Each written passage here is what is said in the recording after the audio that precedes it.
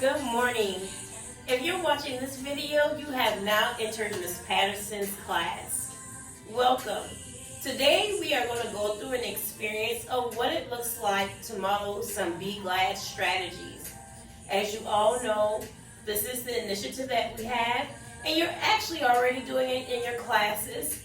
But through this model lesson, you will be able to see how you can use the strategies in your class and be intentional about using it. So today, you are going to be my students. That's right, today you are going to be my students. And so what we're going to do is I want you to go ahead and get started on the do now. Now you aren't using a sticky note, you're actually going to be putting your information on a Google form. And this will also be what I use so that you can receive credit for attending the PD. So your do now is I want you to take a moment, think about your favorite childhood memory. Why is it your favorite memory? And we'll come back together.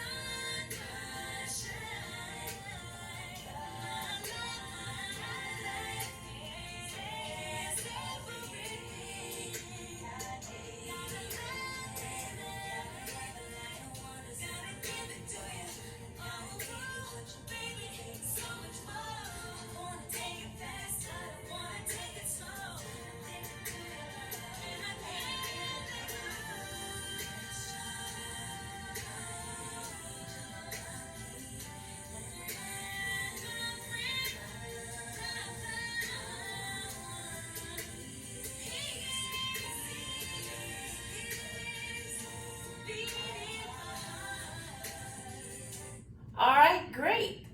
You've had time to think about that favorite childhood memory. I can think back as a child. I remember going to my grandmother's house with my cousins, and during the summer, my grandmother had, I think it was 9 of them. It might have been 9 siblings. But her sisters would have this thing in the summer where all of their children and grandchildren and great-grandchildren would come together, and we would go from house to house. And so this one particular summer, we were hopping up on my grandmother's porch and hopping down and running around and kept running around. And I can remember this time when I went to step up, I didn't quite make the step. I ended up falling down. And so as a result, a rusty nail got caught in my leg. And I know that's kind of gruesome, but my cousins thought it was the coolest thing ever. Here it is, I thought something that was bad, my leg was falling off, was actually got me a lot of attention. My cousins wanted to see my open wound because they couldn't do stitches. So that was like one of my favorite memories. They did everything. They've always pampered me because I'm the baby, but this time they really took it to the next level. Okay, so this is a great way for you to be able to build a relationship with your students. So that way they feel like you have something that you connect. Let your students share. You can do this during Warrior Connect. Allowing your students the opportunity to be able to see that some of the same things they experience, you experience too.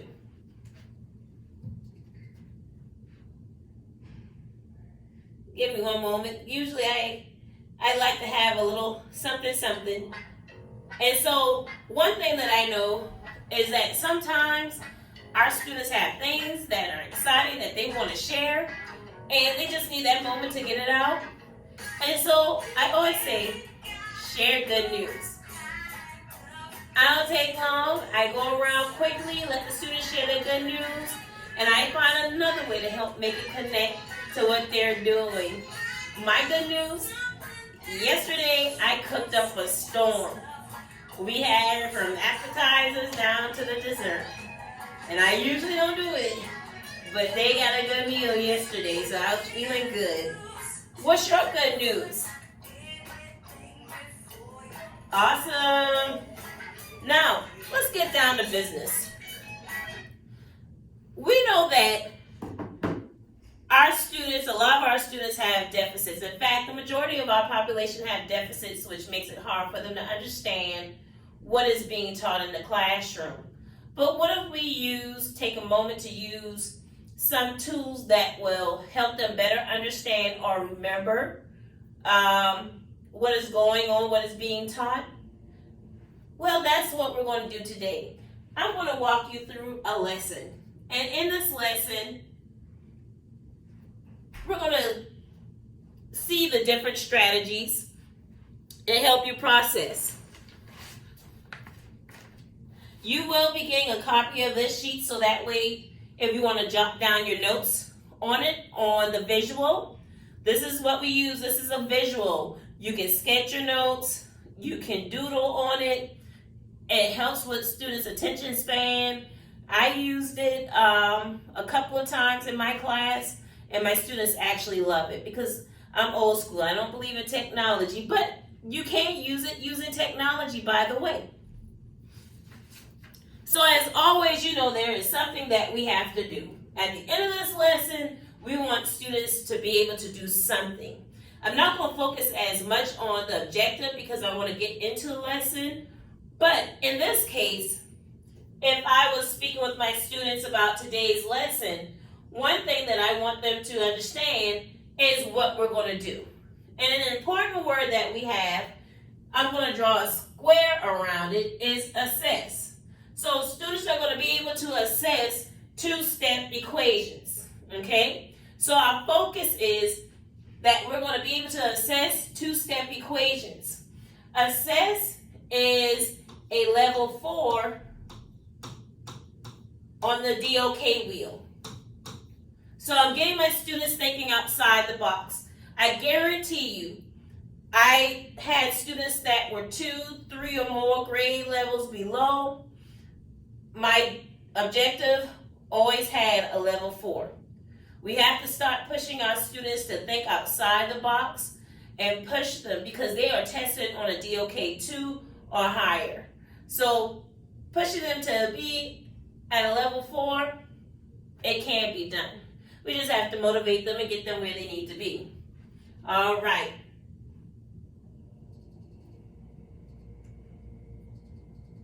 So today, we're going to be focusing on two-step equations. I want you to say it with me. Two-step equations. Now, I want you to model it with me. Two-step equations. Good job. What are we doing again? Two-step equations. All right? So now, we're looking at inverse operations. And I'm going to draw a square around inverse because that's an important term.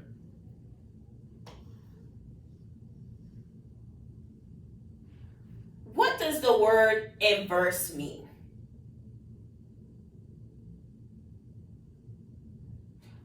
Opposite.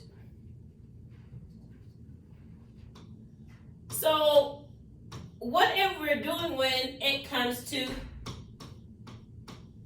inverse operations, that means that we're doing the opposite of something. And I'm going to circle it because that is an important word. And I'm also going to draw an arrow from inverse to opposite to show the connection. It means the same thing. Inverse is opposite, okay? So we're doing the opposite of an operation. So when we think about it, there are 4 different types of math that we can do, okay? Name a few. Positive, we can subtract, we can multiply, or we can divide. Good job. Now, in order for you to do the inverse operation, there's only 2 ways that you can do the inverse operation. If you're adding, you're going to do subtraction in order to undo the positive number. So I'm going to draw an arrow between the positive and the negative sign. In multiplication, the only way to do the opposite of multiplication, you have to divide. So I'm going to draw an arrow showing the connection between multiplication and division. So in order to do inverse operations, if it's positive, you have to subtract. If it's subtraction, you have to add. If you're doing multiplication, you have to divide. If it's division, you have to do multiplication because it is the opposite of that operation. Any questions? Please make sure if you have any questions about what I'm doing, you jot it down on your Google form. Okay? Awesome. Let's keep it moving. All right. So again, today we are focusing on solving two-step equations. All right, I'm going to draw a square around the 2 because I know that 2 is extremely important because we are not doing one-step equations and we aren't doing multi-step equations. We're focusing only on two-step equations. Okay? So the first thing that I want to do is I simply want to draw a line through the equal sign to separate both sides of the equation.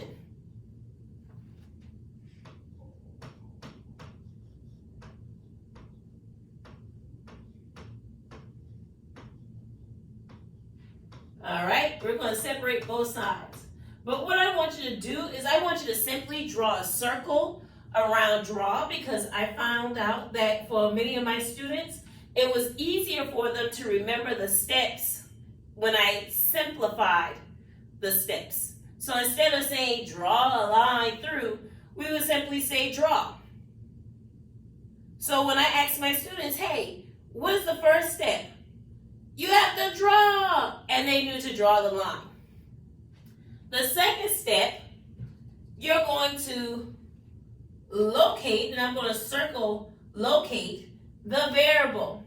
It doesn't matter if the variable is X, Y, Z, A, B, C. It doesn't matter. It's the letter that comes after the coefficient or the number. All right, and notice that I circle locate. So when I go back to ask my students, what's the first step? Draw. What's the second step? Locate. It made it easy for them to remember, to recall, and be able to follow the steps. The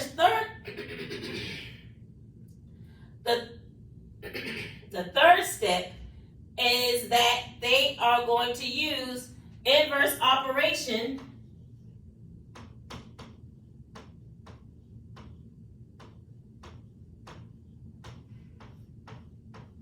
on both sides of the equation to isolate the variables. And I'm going to draw a square around isolate. What does isolate mean?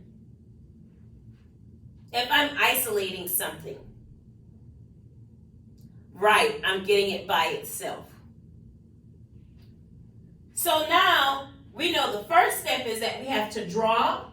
The second step is we have to locate. And the third step is that we have to use. Okay? And don't forget, in order to undo positive or negative, that's going to be our first step. In order to undo multiplication or division, it's going to be the second step in the equation. And then the last thing we're going to do is we're going to check. Check your answer.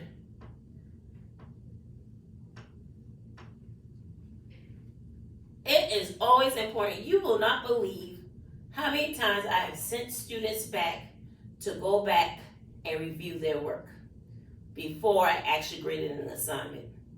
Half the time, when I send them back, they fix the problem. Encourage your students to check their work before they submit it. And send them back to check it again, because I guarantee you they will find where they made a mistake. So again, we're going to review. The first step is to draw, locate, use, check. All right? Did you notice anything that I was doing? Did you see something? Hold on to that idea because you're going to share it on your Google form.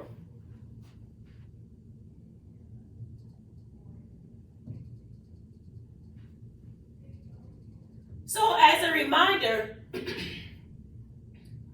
what you do to one side of an equation, you got to do it to the other side. Non-negotiable. If you subtract on one side, you got to subtract on the other side. Okay? If you multiply on one side, you got to multiply on the other side. Other than that, you're missing out on a big piece. And we don't want that to happen because then your answer might not be right.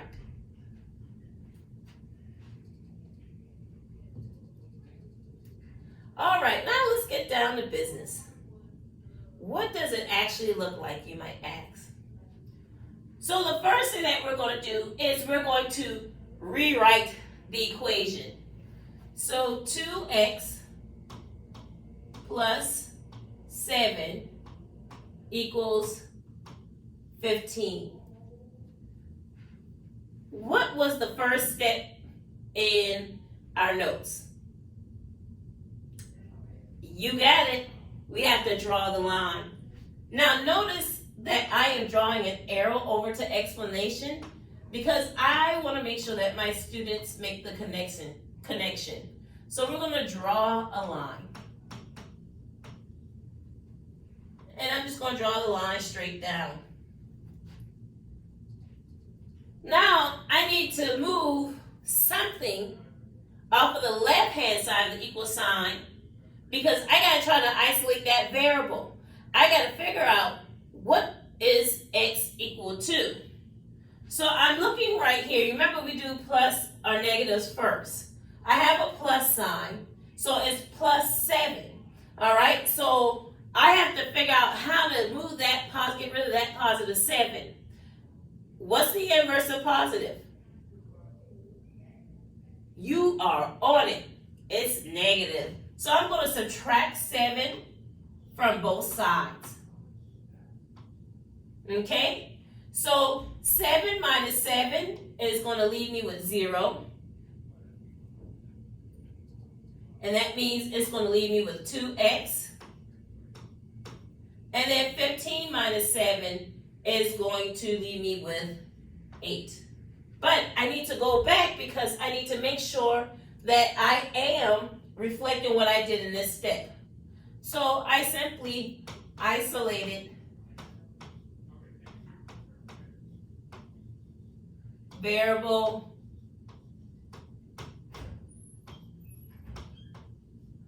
and I can put inverse operation or simply inverse to keep it simple.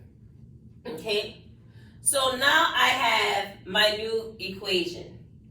So now I notice that there's no division or multiplication sign between the 2 and the x. However, I know that in math, when there is no sign between a coefficient and a variable, that means that I'm multiplying. So what is the inverse operation of multiplication?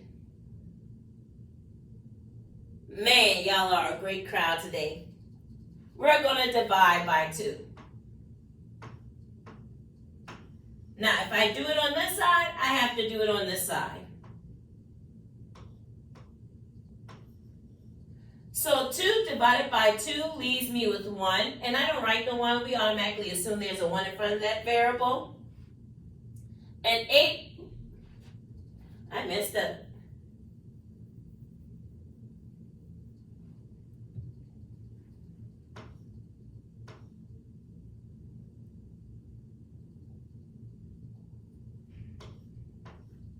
And 8 divided by 2 is 4.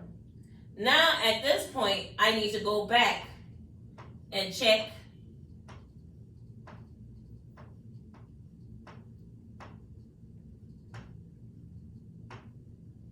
my answer or check my work. Here, I simply isolate it.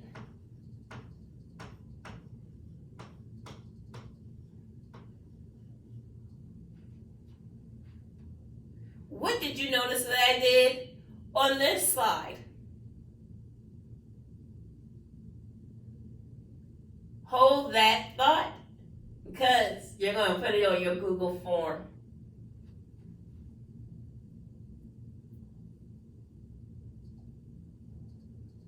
So, sorry guys.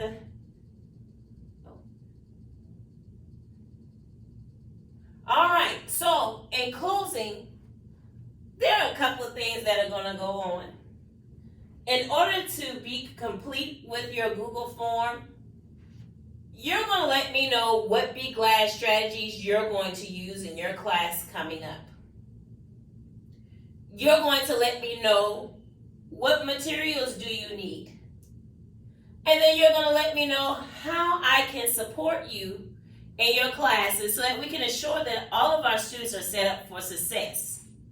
Now, by the end of this week, you will be receiving an email from me, a calendar invite from me. You need to go ahead and accept it. The first one is going to be for our one-on-one session. What will happen is once you receive your calendar invite, I will need for you to let me know what unit you're going to be covering, so that I can start identifying some resources that you will be able to use in your class. The second invite is going to be when I'm going to come for my walkthrough. It's going to be a quick turnaround process. The dates are going to be quick with coming out, and they are going to probably more than likely be back to back. So please be prepared. Again, I want you to know I truly enjoy working with each of you. I'm here to support you. Let me know how I can help you. And as always, GOOD, good job, good job. Snack, snack. Let me give you a little sparklers to send you off. Have a great day.